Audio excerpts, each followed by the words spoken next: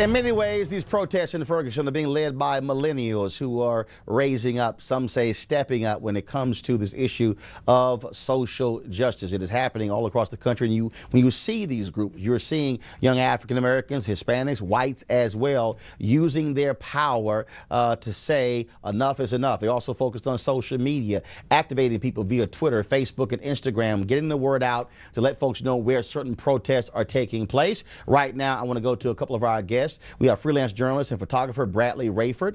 He is from Ferguson, Skyping in from Ferguson, Missouri, and Jeanette Elzie from non-indictment.com. I want to thank both of you for being with us, plus our panel is still here. And I want to ask both of you something, and is interesting. So yesterday, actually, I'm going to ask you this here. So I just got this tweet here from a woman, and she said, was in Atlanta, and the groups don't want help from the established civil rights organizations. And I've seen this as well. And I see this friction going on. And, well, we don't want to hear from elders, let the young folks drive this whole deal. But then you have folks who, well, I also believe that you have organizations that actually have infrastructure. Let's talk about this. How do we get folks to recognize that if we're both on talking about the same issues, we're working together, maybe not, you know, together in terms of side by side, but operating in your lane, other groups in their lane, but we're all going down the same path. Jeanette, I want to start with you first. So on August 9th, we didn't need an organization to come out and tell us to go outside and protest. Right. Young people just went out into the streets. Young people, old people, children, mothers, grandmothers, everyone. And for 110 days, we've sustained our own movement by ourselves with the help of our community. But for the most part, this is a youth-led movement. I think established organizations like the NAACP or Al Sharpton's network, they've been here a few times, but the youth in the streets have not seen them. Therefore, they do not respect them. Some don't even know what they do. Like, I've had a 20-year-old guy ask the NAACP, are you a law firm? So I think that's telling in itself. They don't know who they are, and the NAACP aren't showing the youth who they are. Elzie? Jonathan, I'm sorry, Jonathan. Yes, go ahead. Hello. I'm sorry, Bradley. Bradley, go right ahead. I was say Jonathan. My bad, Bradley. It's fine. But I think being out there watching the youth, it's definitely a youth-led movement. I think the youth out there right now don't think the older generation understands what they're fighting for right now, because the problems we face today, even though are similar to what they faced back in the 60s or 70s, are a little different. We have a little 21st century problems today. And so I think the youth feel that they cannot connect with the older generation. So that's why that there's a little lack of respect to the older generation from the civil rights leaders. Go ahead. Bradley, it's good to meet you. I have a question for you. You said that there's a difference between the older generation and that the newer generation has different problems. Could you tell us real quickly what the differences are and be kind of specific? Well, I think with social media and TV and everything, that we didn't have that back then. So, well, I'm not talking about the platforms of communication. I'm talking about the issues. I thought you said something about the issues being different before than they are now. You're talking about the delivery of information media. I'm talking about the issues that you are facing now. What is the difference between those issues now and then?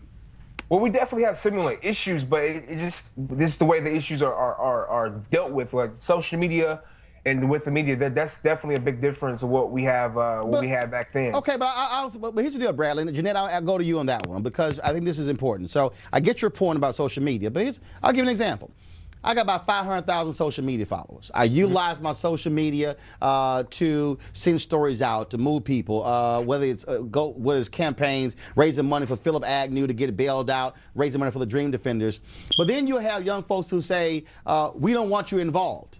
And I'm sort of advising folks saying, you don't want to push folks away who could actually be helpful to you by simply saying, well, you're 46 and you don't get it. And so what I'm trying to get to is, how do we bridge that gap when you have people who are older, who have advice, who have counsel, who have resources, where we can actually working on the same page as opposed to say, hey, I don't want any help?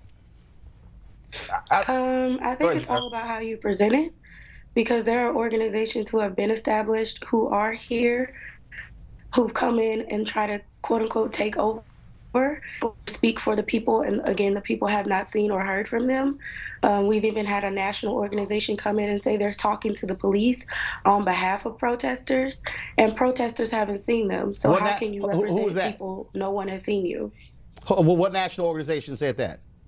NAACP. Oh, well, and look, and I certainly agree with you, and we talked about the panel as well, because that's a fundamental problem when folks want to come in and usurp. But here's the reality. The exact same thing happened during the Black Freedom Movement, where SNCC was doing work, and NAACP or Urban League would try to come in and Bigfoot. That's one of the things that happens there. But Bradley, as well, in terms of being able to connect, do you believe there has to be bridge building there that's generational? Because we're both dealing with it, because guess what? You got moms and grandmothers and grandfathers and fathers who are losing kids. Don't get me wrong. I definitely believe that we should be able to communicate with each other. Generational, the gap should be bridged. I think like Janetta said, the problem is we have the youth. They are already on edge. So when you have someone come in and they're trying to step up, youth are trying to step up to the plate, and you have someone trying to step in and take over. That's kind of a clash right there. So I think in order for us to bridge the gap, we have to be able to work with each other, understand that we both have things to bring to the table, and we both can contribute to problem solving, and not one is not better than the other. That's the problem now that we have now. Unfortunately, I'm out of time, but one of the things that we're going to do, we're actually going to probably either next week or the week after, literally have an entire hour focused specifically on this issue, because I think it is critically important moving forward in order for us to have this conversation, because at the end of the day, that's a whole lot of work in a whole lot of cities, and I don't think we need anybody sitting on the sidelines, whether you're young, middle age, or older. We need everybody in the game, and so I certainly appreciate. Thanks for all the work that you do as well, and we'll be talking to you very soon. Thanks a lot. All right, talk to you soon. All right, folks.